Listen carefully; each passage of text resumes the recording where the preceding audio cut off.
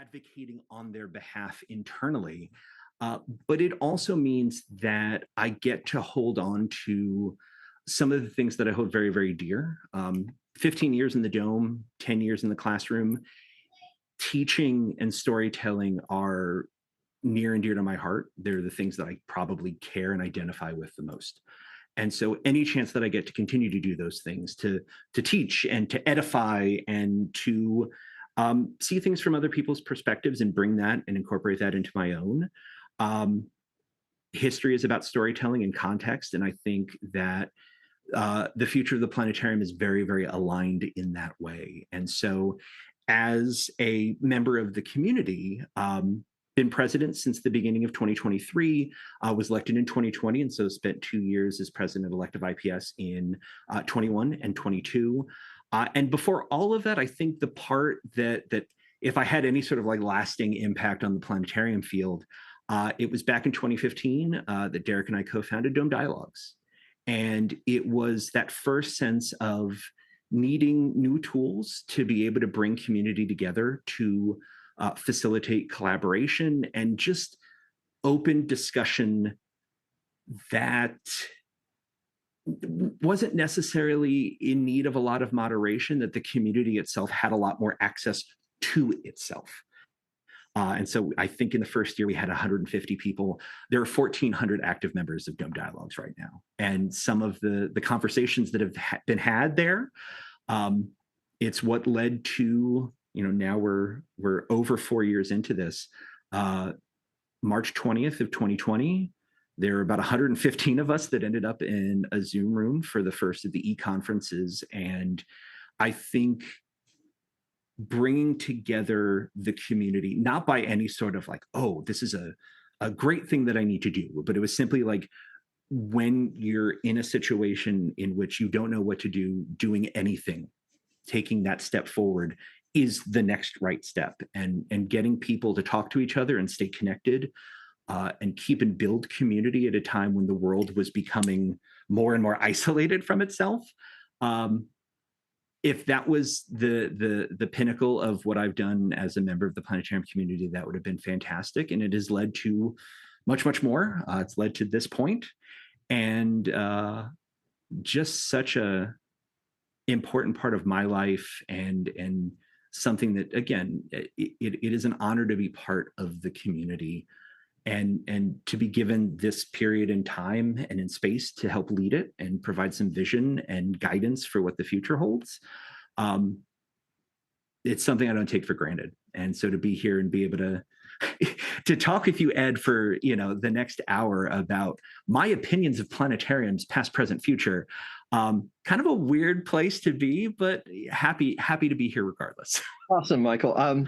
Well, and feel free to pop a link to Dome Dialogues if anybody wants to join that community, assuming it's open for invitation, I assume. Absolutely.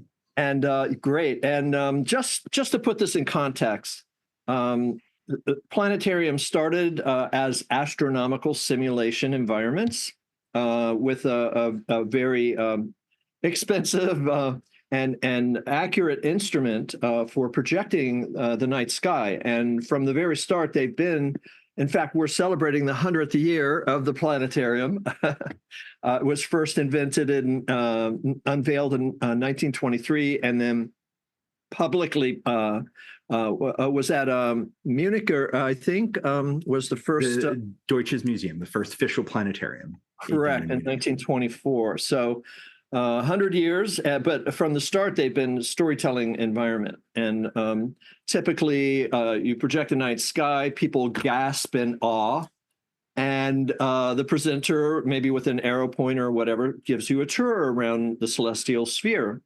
And of course, you can, the night sky can be a little dull, moves kind of slow. So we speed up the motion of the sun and the moon and the planets and show all the celestial dynamics. So now along comes, what was it in I guess I should jump to the Griffith Observatory, who started doing storytelling with special effect projectors. And it was, I think, in the 1940s. they had a show called Trip to the Moon, and they simulated a rocket launch, and the moon would get bigger and bigger with the special effect projector. So then all these special effects started coming in.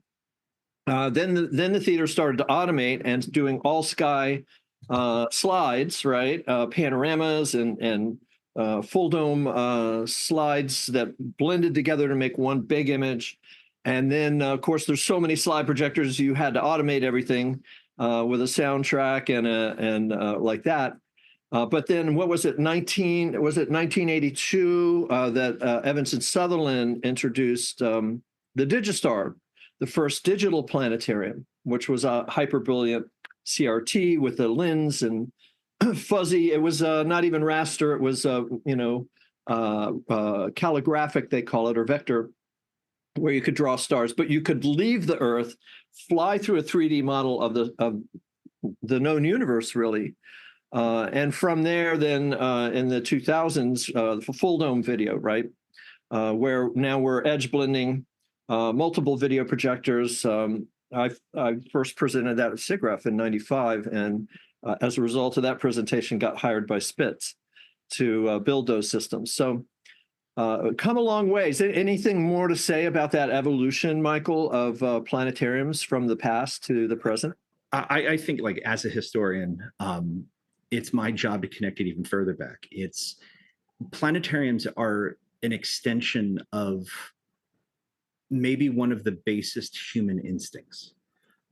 When we think about, ancestors sitting around a fire pit thousands and thousands of years ago, and they look to the sky, no light pollution, and in a different world where they look up and they see these dots and they see these moving planets, and they're trying to make sense of it all. And especially in the period before we get to written language, that this is about the sky being a reflection of the story of our humanity, of our existence in the universe, and that we have spent so long, whether it is through politics or through science or through religion or through the growth of our civilizations, that the sky has always been there, always will be there, and it seems greater and in some cases like unknowable. And our quest as humans to know what our place in the universe is like, planetariums help us to do exactly that. It is such a visceral connection of, I go in and I can maybe leave the planetarium with a better, deeper understanding of what my place in the cosmos is. Like, that's what humanity's been trying to do for millennia. And now we just have this different technology, this different facility that we sit inside of. It's not the fire pit, it's the star projector. It's not the Stonehenges or the Chichen Itza pyramids. It is not the grounds and the mounds and the stones that we set. It's the ability to pull up anytime, really, in modern history, plus minus 50,000 years. What were the stars and where were the planets and where is the sun and where is the moon? And we can tie ourselves to this history in a way that, like, it's something special. Like, it's something that's I think a little difficult for us to, like, elucidate, that there is a connection to our shared history and humanity that planetariums allow us to access, like, on the hour, every hour, at science centers and museums and colleges and universities around the world, and to be working in them and to be participating as part of that lineage, that legacy. It's really, really awesome. So, like, yes, the historian in me has to connect it back Very cool. much further to 1923. Well, I can definitely see, shaman in a cave, flickering firelight, cave drawings, drumming, and what an immersive experience that was, and same with the cathedrals of old. You have this immersive experience with, stained glass with very pure saturated colors and aroma with the incense and the choir and literature and all the different art forms and amazing immersive architecture, all communicating a biblical worldview. And of course, the planetarium is communicating, I think our colleague David McConville calls it cosmological cinema, right? Where you're storytelling and taking people out, into the universe and even worlds of imagination. Some planetarium shows like Trip to the Moon in the 1940s, right, was inspiring people that, hey, maybe we could leave the Earth and fly to our closest celestial body. So very cool stuff. Now, so if we bring it up to the present, now we have over 3,000, I think, planetariums in the world, and 1,800 plus of them are almost 1,900 now, I think, including the portables, are digital planetariums, right? Correct. We've gotten to a point where in the history of planetariums, we have a more accessible array of tools, whether they be digital or otherwise, than there've ever been. And I think it's important too to remember that you brought up the multitudes of domes that are mobile, that are not fixed, that are not traditional in that sense, and that one of the great changes in the last 100 years of planetariums is that it has gone from the sort of like the purview of the haves. It is very, very big planetariums in downtown locations of large cities, to where planetariums are now accessible to more people than they've ever been. And we can serve more communities in ways that are like deeply meaningful and deeply compelling. Mobile domes give us an opportunity to do that now more than ever. And in places of the world where maybe the infrastructure or the funding doesn't exist for the Adler types of the world, big cultural institutions, Griffith and Morrison in San Francisco, or the Hayden in Boston, the Charles Hayden. Like, these are the sorts of things where it is wonderful that we have these pillars of planetarium history that are now being supplemented by incredible storytellers who are doing that in an inflatable dome in the deserts of Iraq or Iran or in war zones. The continuing strength, perseverance of the Ukrainian planetarium community is a fine example of that, where the importance of bringing science and understanding to all peoples is paramount, and that becomes this guiding principle for so many planetarians around the world. Very cool. So I wanted to get in a little bit about moving from the present, but if we look at the present, what we've been seeing is because of, I think, partly because of the ability to create a general purpose immersive environment. I mean, these theaters are quite expensive, and many of them are meant to serve the community. And what we have are a lot of theaters that are still very focused, just on astronomy, space science. Some are expanding into earth science. Some of the listeners here are interested in arts and entertainment, which, as you know, my company's been pioneering that to a degree, as well as others.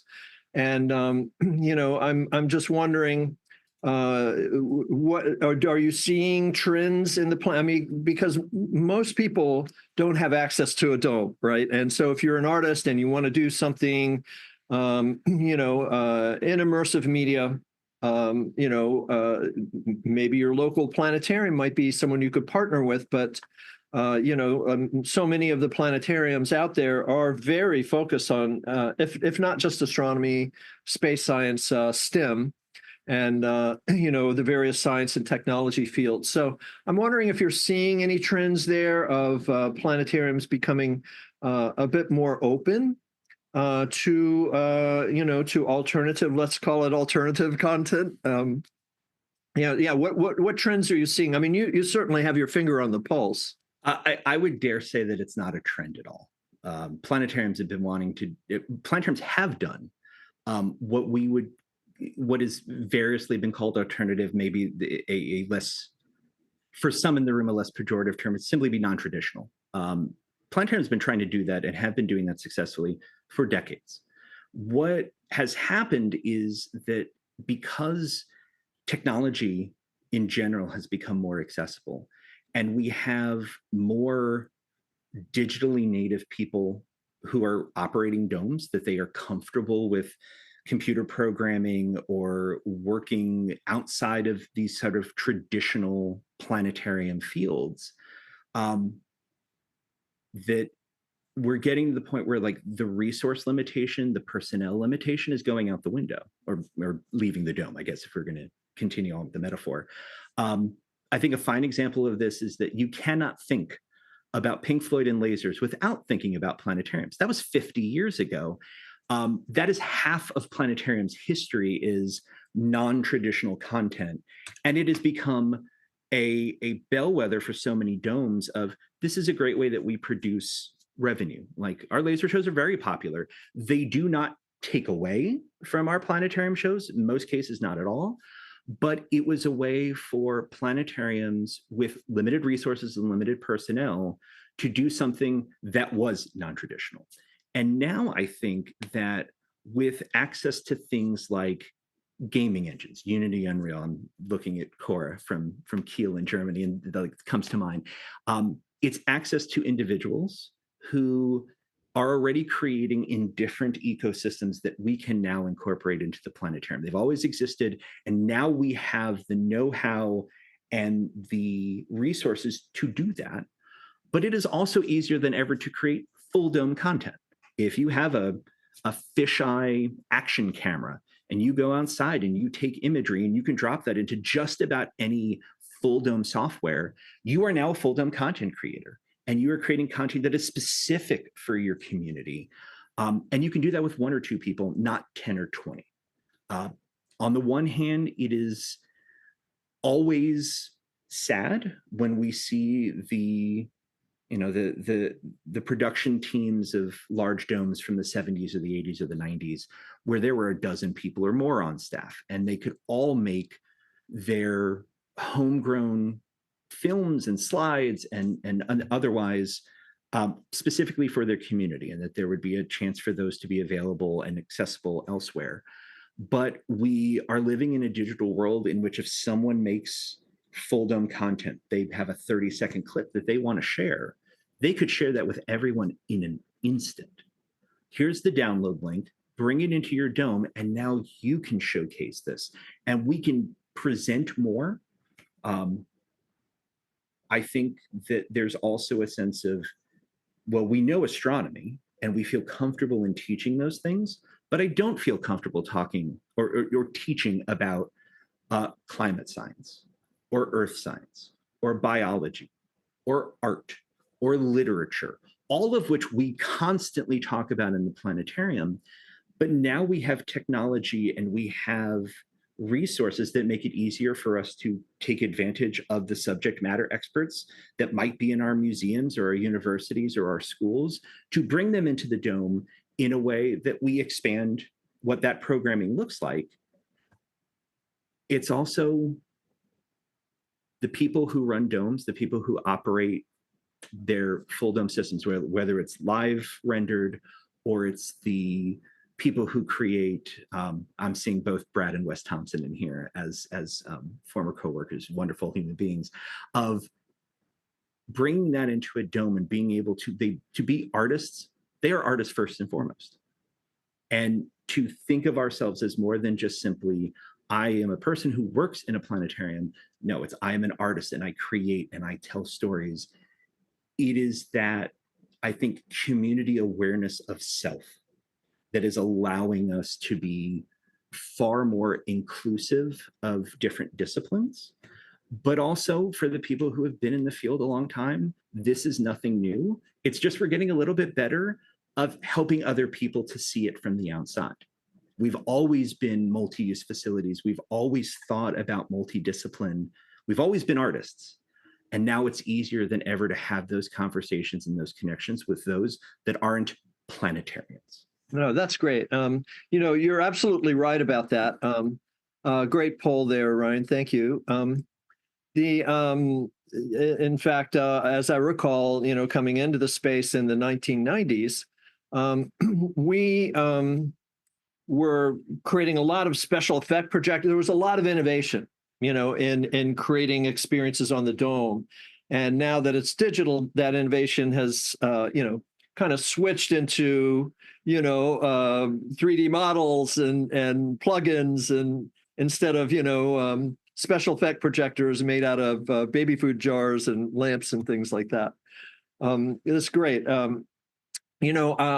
did want to ask you your opinion about planetariums, because what I've experienced, and like folks mentioned laserium, and there's a lot of very progressive planetarium theaters, Boston, and oh gosh, too many to mention, but Denver, and really all across the globe, who have experimented in different kinds of programming.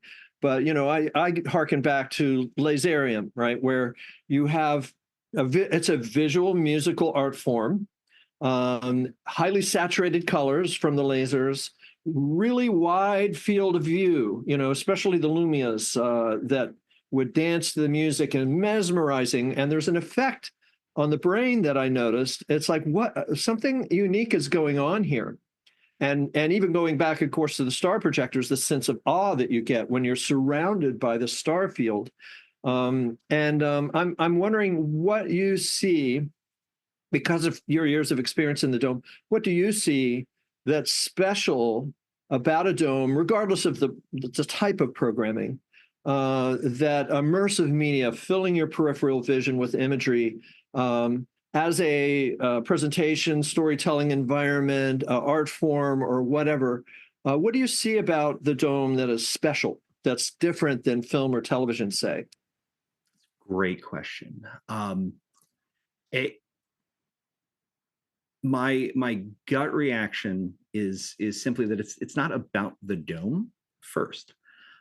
We are a very, very deeply social species, and the ability to experience things with others is like a foundational part of what it means to be human, like to be able to interact with one another and then to share these experiences. And it goes back to the fire. It goes back to the stories of antiquity, of it's sitting around and feeling like you're part of a community because someone is telling a story as you look up into the sky and you're interpreting it in your own way while someone guides you along. And with television and with film, you can have that, but you could also wait until it's on streaming and watch it in the comfort of your own home by yourself. And for some people, that's absolutely their preference. On the other hand, you go to a planetarium and you feel ooh and ahs, and other people do, and then you're kind of caught up with it, and you're listening to a story that you may not necessarily know the end to. Like, you can't anticipate where it's going. It's the same thing of one of the things that I loved to do when I was in the planetarium was telescope outreaches, and you have these big star parties out in the parking lot of our dome. And if you show one person Saturn, that's wonderful. It's unforgettable. And they always say the same thing. It's like, is it real? Is there a picture taped in the telescope? Like, we've all had those experiences, for those of us in the planetarium. But when it's 10 people in line and then they hear the first person go ooh, and the second person starts crying, and the third person is a 5-year-old who's never looked through a telescope before, sees Saturn, and she's speechless. Like, oh, my daughter is never speechless, but Saturn did it for her. That communal experience works for telescope viewing. It works for film, but it really works in the planetarium. I am now in a dark sky and I'm sharing this beautiful experience with other people. And maybe there's only 1 or 2 people in that dome that I'm really connected to, my partner, my child, my friend. But I'm experiencing this revelation about the universe. I am having to reassess my place in the cosmos, surrounded by 150 other people. That's really deeply compelling. And as content creators, all of us, if you have a analog star lab in a planetary, like an inflatable planetarium dome, you still have all of the means by which to inspire people and all the means by which you can completely reset their identification with the universe. Um, the technology is there to help that story along, but it's the immersivity of I am surrounded by something with other people. Nothing like it. And You it's what makes smaller planetariums just as powerful and compelling as the big ones. Because yeah, if you have that experience in a mobile dome with 25 other people, or in a, you know, a standard dome with 55 or 60, or a Morrison planetarium with 250 plus, like, there's still very much this continuum of experience of communal immersive experiences that makes our domes unique in that sense. Yeah, you put your finger right on it. And, this is one of the things that's interested me over the years. And you see it in many places. There's a term actually for this effect that you're referring to, collective effervescence. It's when a group of people come together, experience something collectively that's either spectacular but it's like this shared experience of awe. And you see it in sports, you see it at Burning Man, with large scale art and everybody, and all the differences between people, political, ideological, whatever, all that dissolves, and it's almost like a transcendent experience. And that to me, and being able to bring that into an urban environment, in a controlled space, and share that with groups of people, I think that's really the future of out of home entertainment. I mean, if you look at all of the different art forms, opera and classical music and theater and ballet and all of these, it's a collective spectacle of sorts with amazing art that just brings people out of their heads and into almost, it can open hearts, open minds. And this to me is something, I don't know if you've seen the studies in the science of awe. There's a great one. I think it was funded by the Templeton Foundation, and it was Berkeley, UC Berkeley did the study. It's a great publication, and it talks about the pro-social benefits of awe. So you have less fear of the future, more open-minded and curious. It's like all the things we kind of need right now in our culture. So yeah. So now, and you mentioned planetariums bringing that to people, but now we also have like the Madison Square Garden Sphere in Vegas, bringing it to 17,500 or whatever, 20,000 people at one time. As well as COSM. What is that? I don't remember how many seats. Over 1,000 seats, I think they have. And so I'm kind of curious on several fronts as we start moving the conversation towards my favorite topic, which is the future. How do you see these essentially entertainment venues, if you will, arts and entertainment? How do you see them impacting planetariums? How do you see them? Are they a benefit to your local planetarium, or is it a challenge? I remember when Star Wars came out, and the planetarians were all, oh no, how can we compete with that? Multi-million-dollar budgets, and we're just a little, theater here. So I'm curious, what are your thoughts about the impact that these other venues are having, and where do you see that? How do you see that affecting the trajectory of your local planetarium? It's a good question. I think as long as we don't have fish playing shows at a 50-seat planetarium, we're going to be just fine. The big immersive venues, whether it's, the Sphere or the Cosm venues, or, the eventual, if not already owned and operated, that we'll see around the world. Japan's a prime environment for something like that. You kind of hit it already. Planetariums have been through this before, and they'll be through it again. But it is a matter of accessibility, cost. Like, these are still tickets. You still got to pay. There are planetariums that work completely as free venues.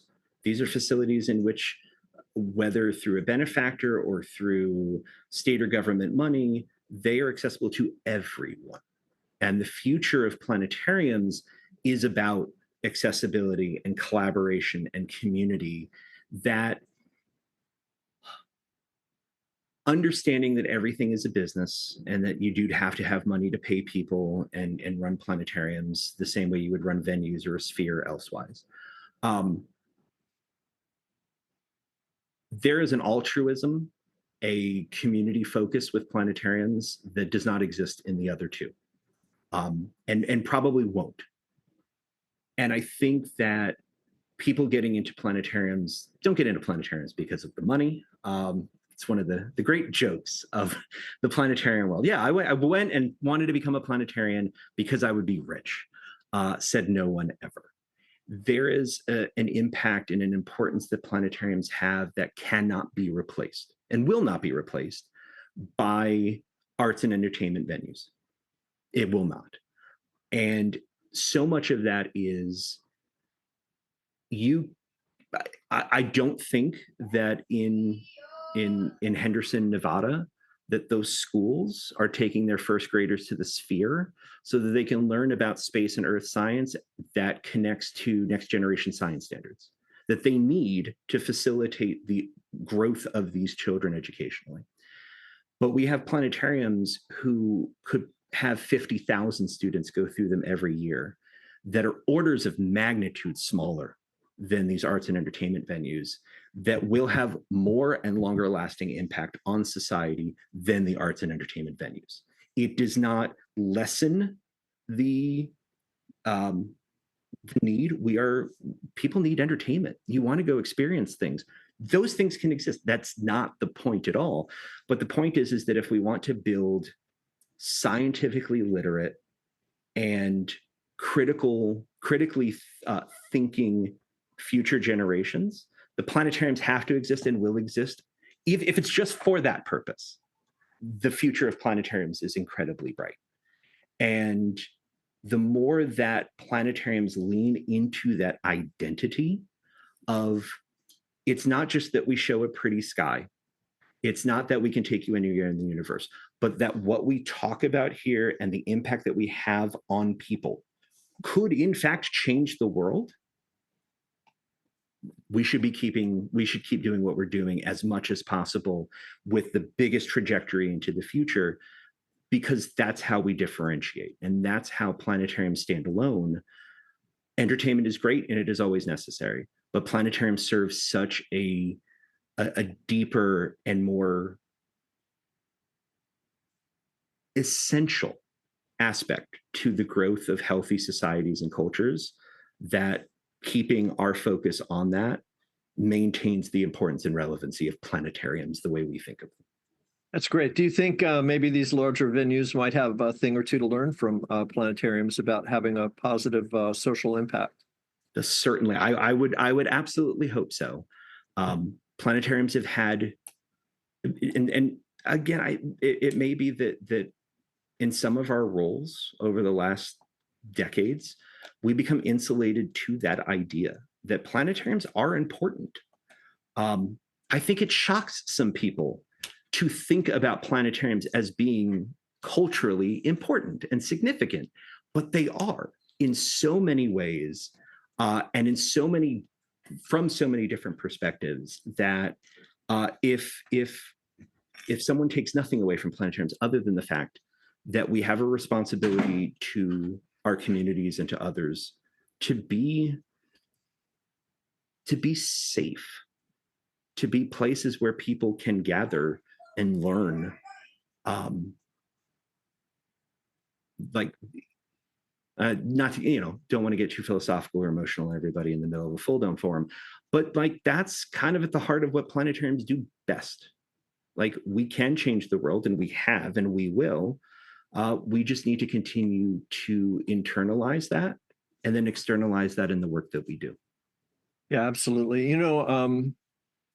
I've seen planetariums as somewhat of an incubator, if you will, for venues like the Sphere. I mean, I don't think the Sphere would exist if not for the planetarium.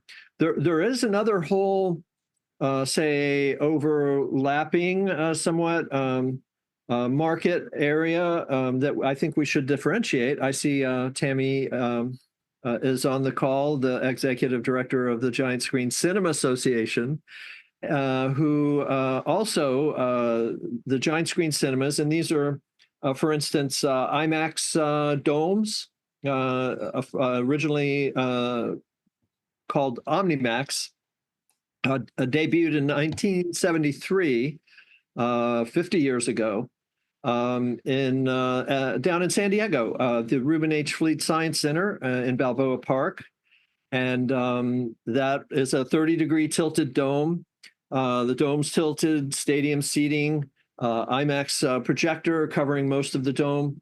And, if you look at OmniMax and you look at the Sphere, there's fundamentally no difference between the two with regards to theater design, other than the fact that one is much bigger, has LED screen instead of projection, more pixels, brighter, better contrast, and all that. It's an upgrade to OmniMax, essentially. And then, of course, it's tricked out for live performance. But I'm really this concept of the planetarium as almost an entry portal into this immersive format, because there's a dome in almost every town or at least mid-sized city. There's domes in school districts, university campuses, science centers, museums like that. The giant screen cinemas, the IMAX, have been a little harder to access. It costs what, $2,000 a minute to develop the film. So you didn't see like college kids experimenting in IMAX. But now that everything's digital, and now the planetariums are digital, and the IMAX laser domes, are digital. Of course, you have to pay to have your content rolled into a proprietary DCP to access the IMAX laser domes. But then there's also a number of other manufacturers of giant screen cinemas. And I saw recently that the International Planetarium Society, IPS, which you had signed, what was it, a collaborative agreement of sorts with the Giant Screen Cinema Association? Maybe you could our standard memorandum of understanding. Yeah, rock and roll. So I maybe you could talk a little about that. I mean, how do you see these two areas as differentiated? Are they starting to converge, or are we just working collaboratively? I know Tammy has said that maybe 40% of the revenue now from giant screen cinema producers comes from domes. It's 100% working together.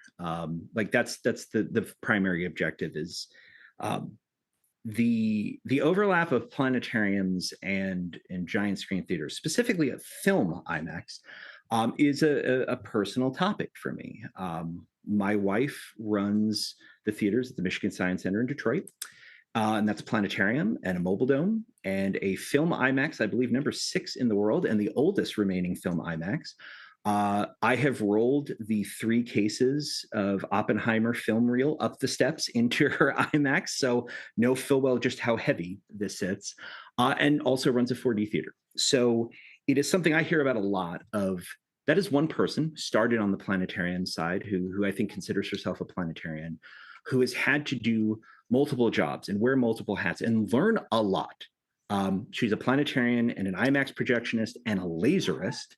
And it's really impressive. And like, hey, at least I get to like hype her up here. But speaking as a representative of planetariums, and like that's the important part here, is that working with Tammy and the GSCA is giving us insight into what's happening on the giant screen side, because that better educates the decisions that we make for planetariums. And if Tammy and GSCA have more insight into what IPS is doing and how planetariums are succeeding, then it allows GSCA and giant screen distributors and content creators to have a more educated understanding of what's happening. And then and again, like having had some great conversations with Tammy over the past couple of weeks, there's also like the very deeply emotional planetarium side for me. And that is the fact that unfortunately, there are not a lot of giant screen theaters. Fortunately for planetariums, that's how I'll say it. Unfortunate for giant screen theaters. There aren't planetariums that are becoming giant screen theaters, but there are a whole lot of giant screen theaters who are converting to planetariums. And looking at planetariums as spaces of which planetariums could do anything. Planetariums can and should show anything and have access to all of this different content. But the key of it is that like it is talking about planetariums and the people who operate them and providing them with a sense of agency, that this isn't the old days. We should not dictate to planetariums what they should show or limit them to traditional styles of things. In a perfect immersive world for planetariums, planetariums can choose to show whatever content they want and to have access to that content if they so choose to use it. And if a planetarium wants to only present live shows, perfect. And if they want to show only pre-rendered shows, then they will make that decision, but it should not be dictated by vendors or content distributors or anyone else. When we provide more access to more content, planetariums will be successful. And in going into an agreement with GSCA and allowing us to continue to work together hand in hand, not as adversaries, not in bad faith.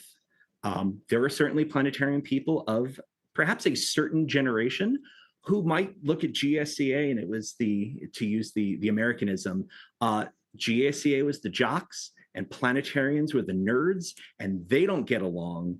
And I don't know, some people seem to be shocked that planetariums are in a good place and that they have like a bright future.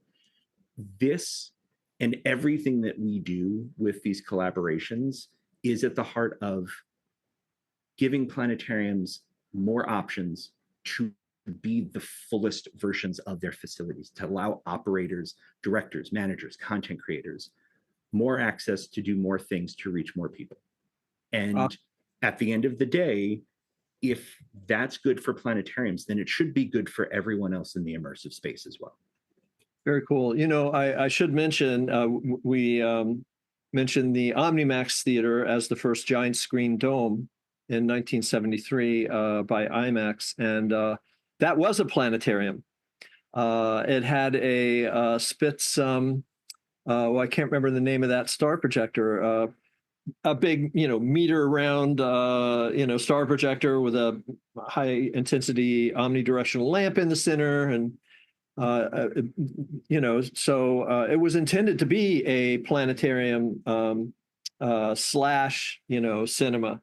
So, the two have been overlapped from the start, so, yeah. So, well, I'm happy to open for questions here. If somebody has a question, feel free to raise your hand, and maybe we can even bring you on camera and let you ask your question in person if you like. So this is open. We had a question from Cora Braun. Is Cora, you on there, Cora? You want to raise your hand? Hi. Yeah, that's me. So I guess you already covered a lot of points that I was interested. I would just be interested in your perspectives on the reasons why the GSC community and the planetarium community were so separated in the past. So, I mean, the domes look quite similar, but why wasn't there more overlapping in the past? Why is it just starting now?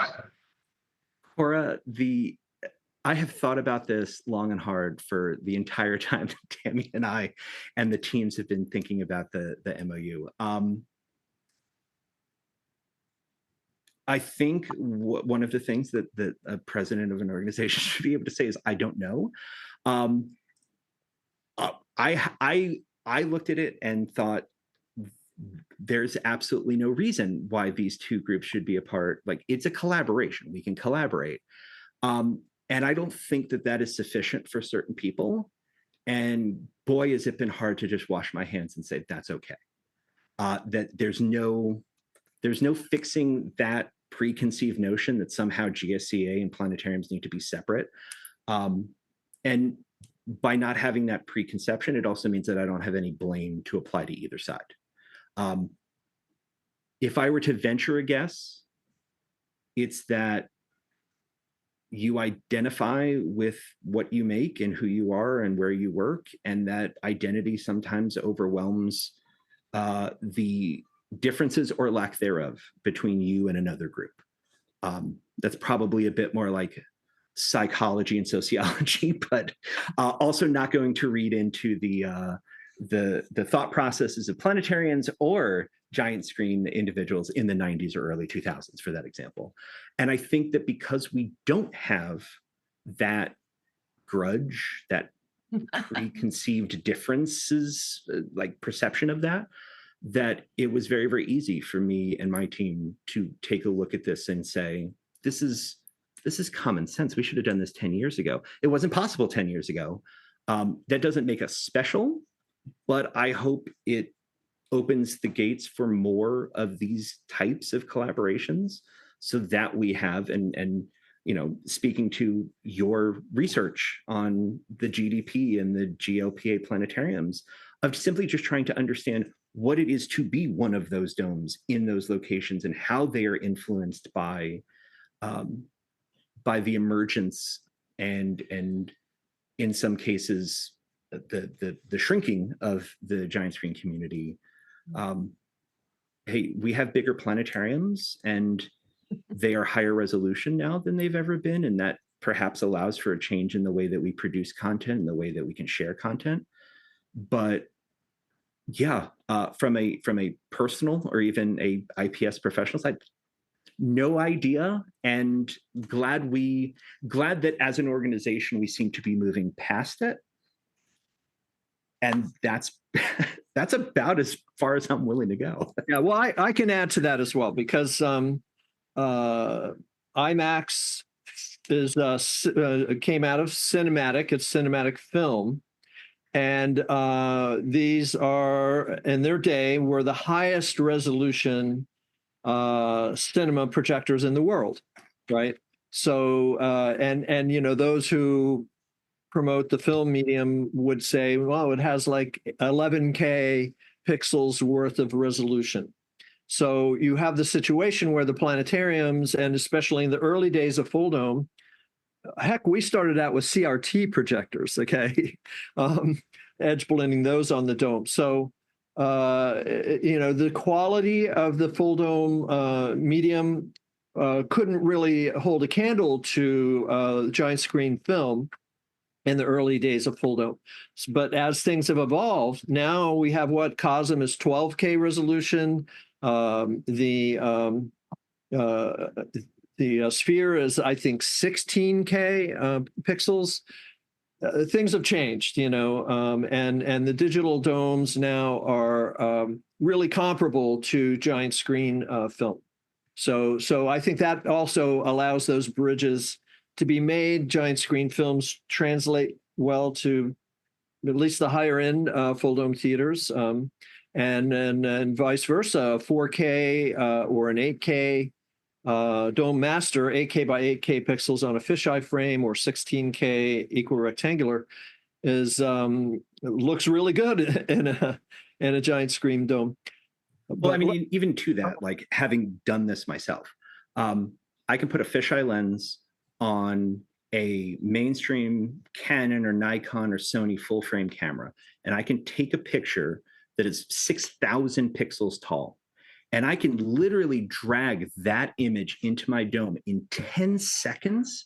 And now I have a full dome image of resolution that would be full resolution for about 90% of all of the immersive spaces in the world. That's right. Like that. That's right. When we talk about access, the ability to create, most domes are not 8K, 12K, 16K. It's great that we're future proofing for that. It's great that we will eventually get there. But a 2K dome looks really good if it's the right size, and a 4K dome looks really good.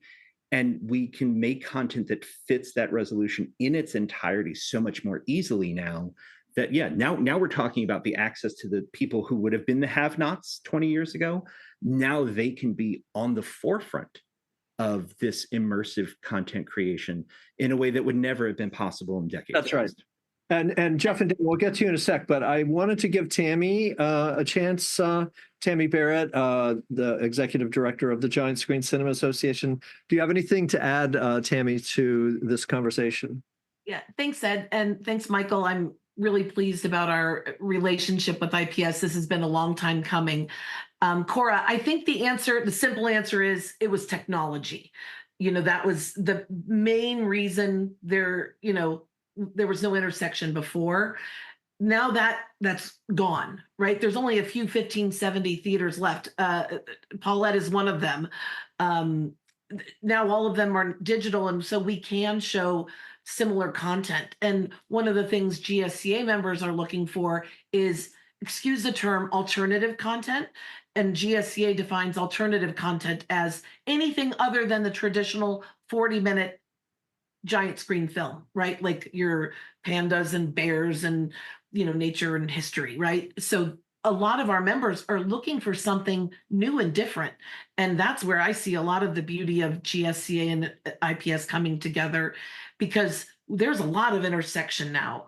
And anyhow, Cora, I hope that answers your question, but really there's no reason we shouldn't be working together. And I'm so pleased that we're finally here.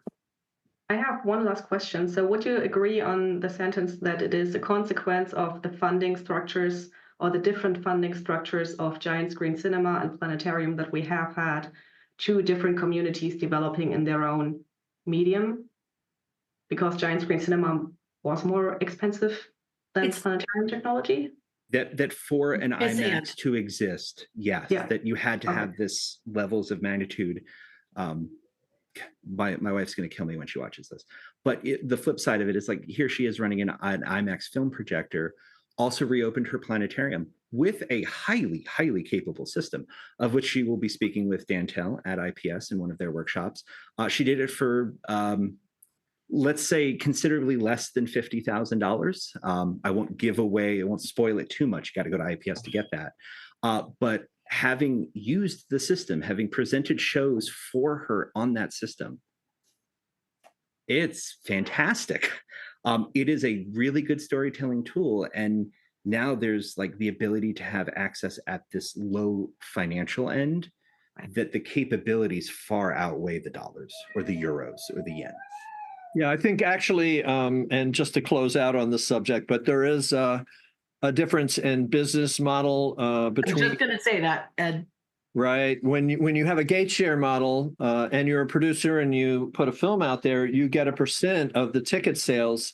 And the Giant Screen Cinema, along with Hollywood films, has operated under that model. And many planetariums, as Michael mentioned, don't even charge admission, or they roll it into the museum admission price, and aren't able to do a gate share model. And if you're only getting $10,000 or $20,000 a year for licensing a film, it's a little hard to do a $5 million production with that kind of revenue model. So then this is where I would definitely encourage planetariums to, if you want access to higher quality content that will fill your theater, think about maybe shifting the business model a little bit. But I think we should probably move on. Jeff, you've had your hand up for a while. Thanks. I don't know how much time should I can save this all for later. I mean, no, okay, keep going. Well, okay. let's not have a monologue, but But go ahead if you have a question or a discussion topic. Yeah. Yeah. I mean, just quickly to respond to Kat in the chat, the solution for me doing a small domes is always just to make my own stuff. I can't afford licensing fees or whatever, but I should make my own stuff. And Michael touched on this, that it's much easier now to make your own content and make your own high quality content. And to touch back on what Cora was saying my 2 cents about the difference between screens and planetariums. It's really it's a lot of public perception. Even today, people are like, "Oh, planetariums are just stars," right? Even today, I still get that, even from people at NASA. So yeah, it's a real perception problem, honestly.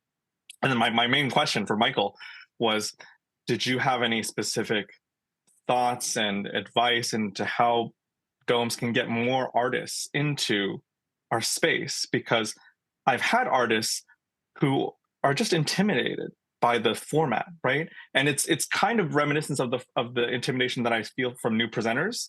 Of people have a almost a fear of having stuff all around them and having to control everything all around them. And I'm not sure what the solution is. So if you had any insight, that would be wonderful to hear. I think it's twofold. It kind of rolls into one of the initiatives that we're hoping for, the next couple of years, is just advocacy from planetariums, like just being able to speak on more things more forcefully, whether it is to our internal or to external. But I also think it's really important that we push the vendors on this.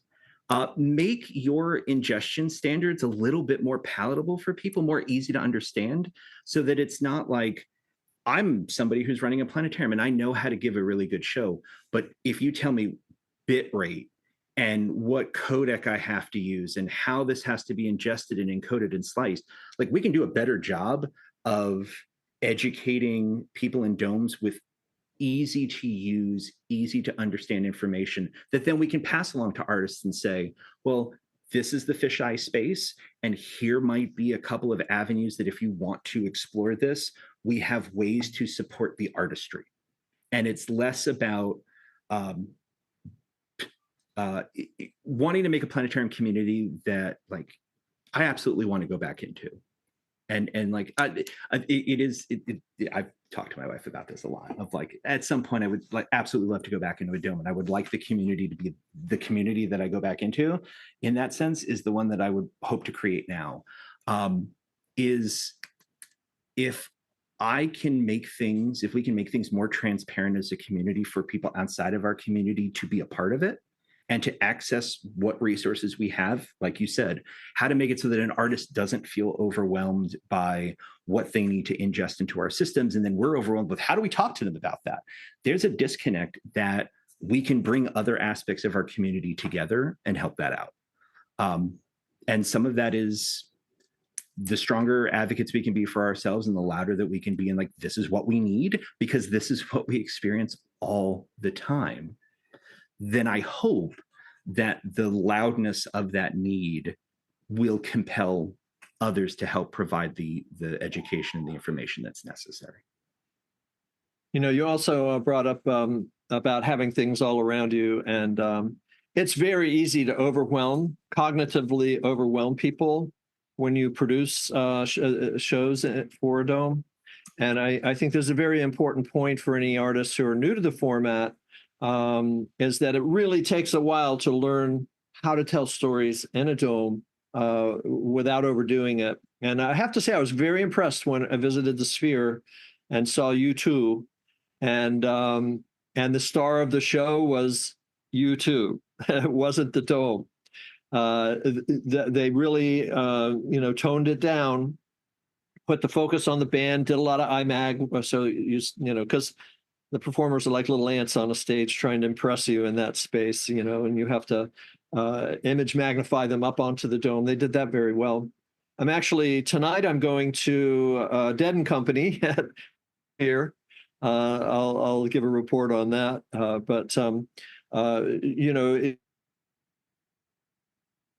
Yeah, you can give people a thrill, but keep it brief. You overdo it, you'll mess with people's heads. Yeah, I don't. If you want to comment on that, Michael. If there's an expectation that immersive environments in general are going to be canvases, then of course it's VHS versus Betamax, which is still slightly before my time. I apologize if that dates anyone too much. HD DVD versus Blu-ray. Like at some point you get to a sense of like, this is where everything is going. This is where the current is taking us. And then it becomes easier to access and work inside of those ecosystems and their environments. And I think that, there's a lot of science centers and museums. I've talked to a couple myself of where they're working with exhibits, and they're doing a lot of this like gaming engine work, the Unreal and the Unity, that they haven't thought to bring in the dome, and that the easier we can make it to take those immersive environments and translate them in a way that works in the dome, or vice versa, now means like the planetarium is better connected to the exhibit floor, and that what we make for flat screen exhibits might work in an immersive dome, and what works in an immersive dome might work really well in a flat screen exhibit. And that is a resource multiplier for facilities that have limited resources, always. And it also means that if you're at a college and a university and you've got graphic design or computer science, and there's entire classes 8 miles down the road from where I taught and went to school, University of Central Florida, is Full Sail University. It's the US's premier sort of gaming and esports higher learning facility. Imagine having access to a bunch of people who don't need to know much about planetariums, but know a whole lot about immersive spaces and a whole lot about making engaging and immersive content that then we can more easily bring into the dome. Like that's good for everybody. And again, like we need to make the resources available and the education about those resources available, not just to us internally in the community, but also to be able to connect people external to the planetarium world into our immersive spaces. That's great. We're going to move on to Barbara for a final question. But first, I think it would be remiss not to mention that there are artists coming into dome spaces that want to do live performances, whether theatrical or in some cases, it's a DJ VJ event, right? Where you have live art performance, with a DJ or a band or whatever. But not all the theaters are fit out for that. In fact, a lot of digital domes, full dome theaters, digital planetariums, whatever we want to call them here, a lot of them are don't really even have a stage area if you wanted to put a performer or a band on a stage. But I just Michael, if you want to comment on accessibility, I just put a link in if you want to find your local planetarium, because if you're an artist wanting to access the format, probably the best thing to do is to call around. You might find 2 or 3 digital domes in your area that, and maybe find one who might want to collaborate with you. So if you want to talk about accessibility and also flexibility, Michael, of these theaters. Yeah, and I'll make this brief, Barbara, so that you can get to your question. I think just the way that most planetariums are designed, there is already a flexibility. Like, oh, we've got a soundboard and we know sound and we know lights. And some of us, I see Kat's hand and heart go up. It's like, we know lasers. I think building all that together and simply ensuring that the administration, honestly, is the biggest problem. It's not the domes, it's not the technology, it's the administration of, oh, we don't think that a planetarium needs to be working with a local band. And then they do, and it's phenomenal. Grand Rapids Public Museum every year does a series of artist and planetarium collaborations with local bands and internal artists. That started when Emily Romy, who used to be manager of the facility there, started pre-COVID, maybe about 6 or 7 years ago. They are phenomenal. They are amazing.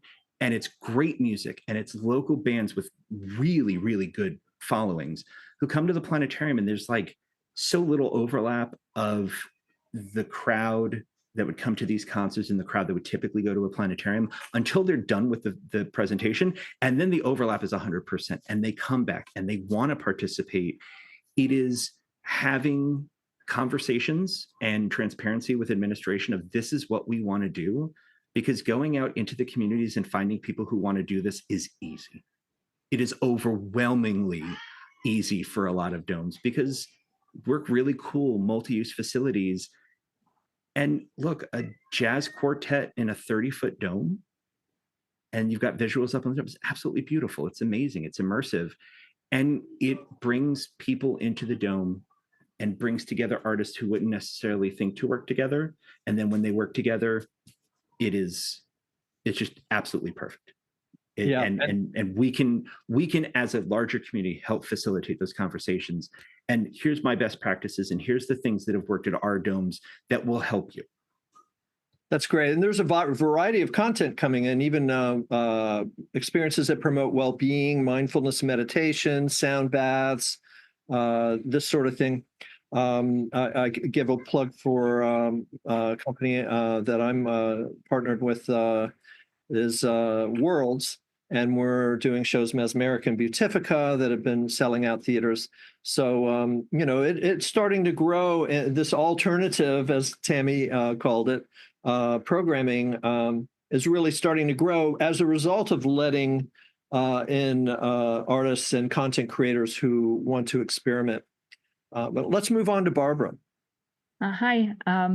Just a quick comment, since you guys brought up the subject of musicians and artists. I work at a community college, and we've done a little bit of that where we'd work with our music department, for example. But it's one of the things that we run into is the planetarium staff is really small, and just trying to do like outreach shows in the morning and music in the evening. Just like one of the things we struggle with is just having enough people there, and not giving ourselves like crazy schedules. But I absolutely love that that we can do that kind of stuff.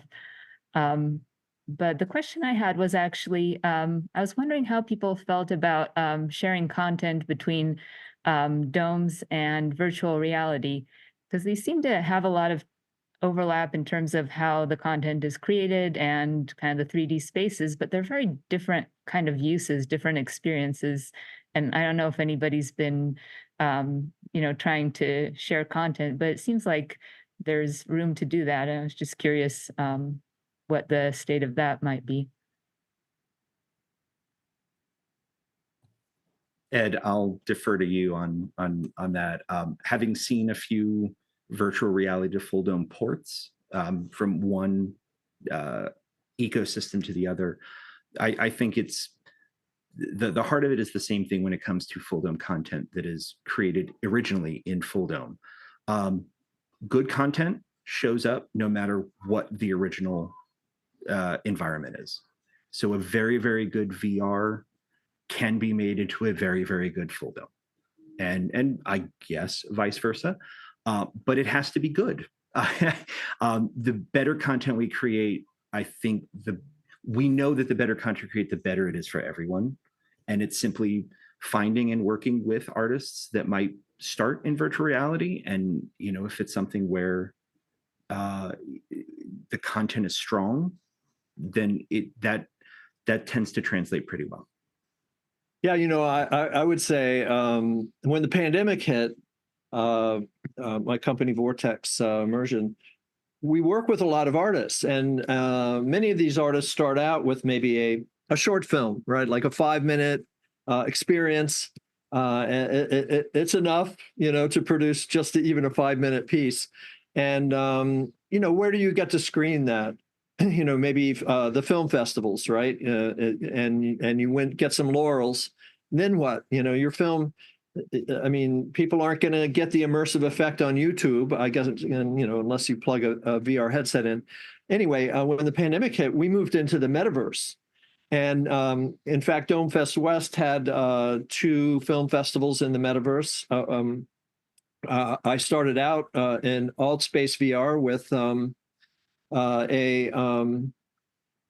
Burning Man camp. We had 5 domes, set up, and each one had a different theme and different content. And you actually could get it's not the same because you don't have the full peripheral vision excitation, but it's pretty close. I mean, it's the closest you can get really to being in a dome. So I do think it's cheaper to build a dome in the metaverse than in the real world. And if you don't have access to a dome, that is also an alternative for producing content. A little harder to rehearse live performances in the metaverse, but thank you, Barbara, for working with artists. And I think ultimately, I mean, if anything, being a patron of the arts is a wonderful thing. But ultimately, if there's a business model there, it might make more sense and increase cash flow and allow you to hire more people. I mean, in an ideal world, that's how that would work, that you would actually be able to it'd be sustainable. So I think it's still early. This is an emerging format for many artists and content creators. They're just getting their head into it. Also, the distribution of live shows really is almost non-existent. There are some touring artists who do different kinds of work like that. But anyway, I don't know, where are we at, Ryan? Do we want to wind down now, or you have any comments you want to make? Any final questions in the chat that we should be addressing? Well, yeah, we are kind of running up into the limit of our time, but we are going to launch a poll. We invite everyone to write in your answer. It's a longer answer question thing. So we're going to give you 1 to 2 minutes to go ahead and just type in how, in your opinion, we can balance the educational and entertainment value of planetarium experiences. We've been talking a lot about different industries coming together, but when it just comes to actually the rubber meets the road, what, in your opinion, is the balance? And while that poll is up, I also will quickly plug our next Fulldome Forums conversation taking place in a little over a month with Eric Hansen. On August 15th, he's going to be talking about the power of reality within the virtual. And so that is something very cool. We're excited to have him talk about some of his experiences working with the new Apple Vision Pro headset, not Quest. I'll get in trouble with that. But that being said, and that one plug being given, I want to actually hand it back to Michael, and maybe if Michael, you wouldn't mind kind of sharing a little tiny bit of what people can expect at IPS. So Michael, IPS conference, more of these kind of conversations? Oh, we hope so. It's necessary, of course, for growing the field, but officially kicks off. The full festivities, both in Jena and Berlin, kick off next Wednesday evening and run all the way through the end of the following week. It's the first IPS conference that we've been able to hold in 6 years, and we're really excited about it. It's going to be a celebration of all things planetariums and an understanding of like a bit about what we talked about today, that the past 100 years of planetariums have been good. The next 100 years need to be better. And there's so many things that we can do and will do.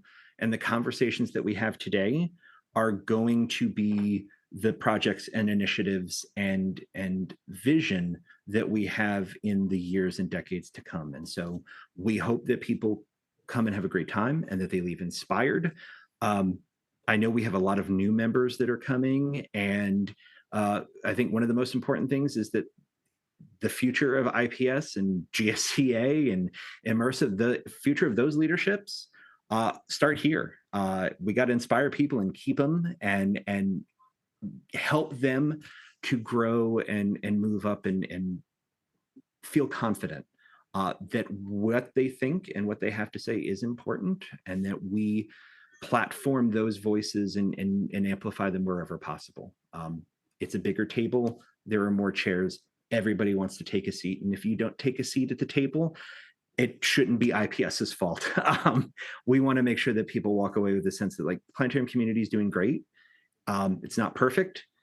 There's a lot of things that we need to do, but we can do them together. And by doing them together, we will do them better.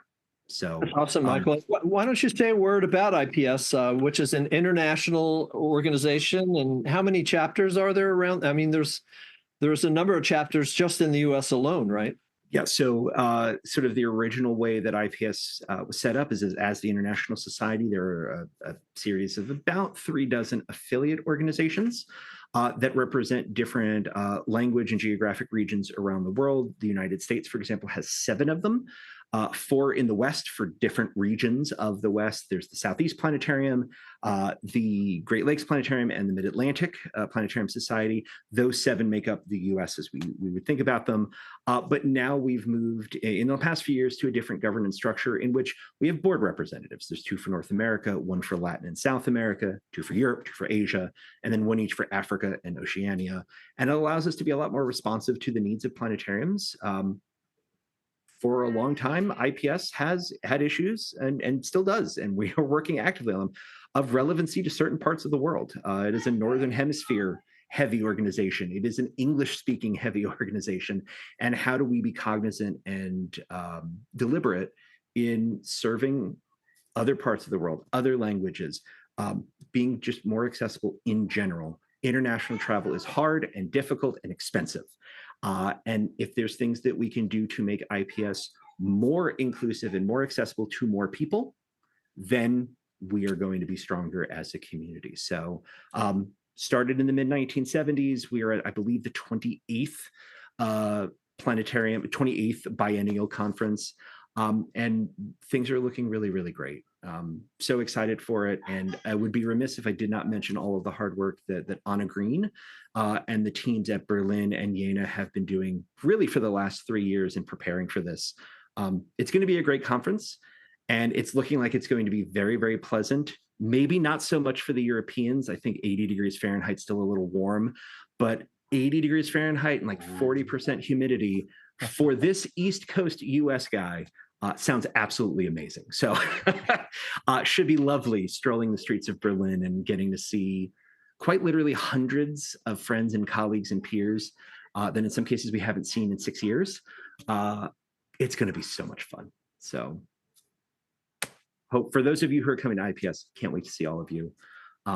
Bring your opinions, bring your ideas. And for those of you who can't make it, we will continue to find as many ways as possible to allow your voice and your opinions to be heard and incorporated at every single level of the organization. Awesome. Take it home, Ryan. That's awesome. Yeah, just huge virtual round of applause to Michael and to Ed. Just thank you both so much for your transparency, your honesty, your thoughts. It was not a very small topic to cover the past, present, and the future of the planetariums.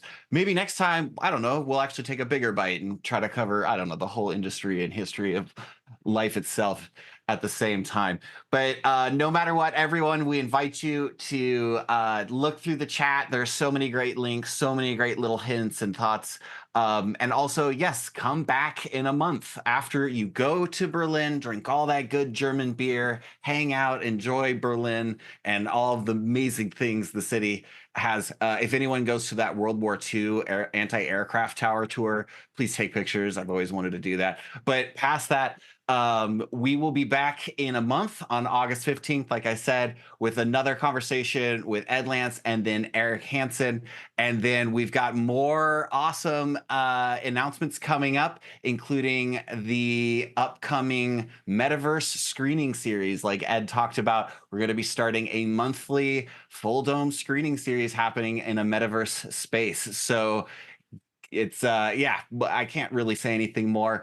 Just one more 20-second chance. Anyone, if you're writing an answer, please go ahead and submit it now so that we can get it recorded.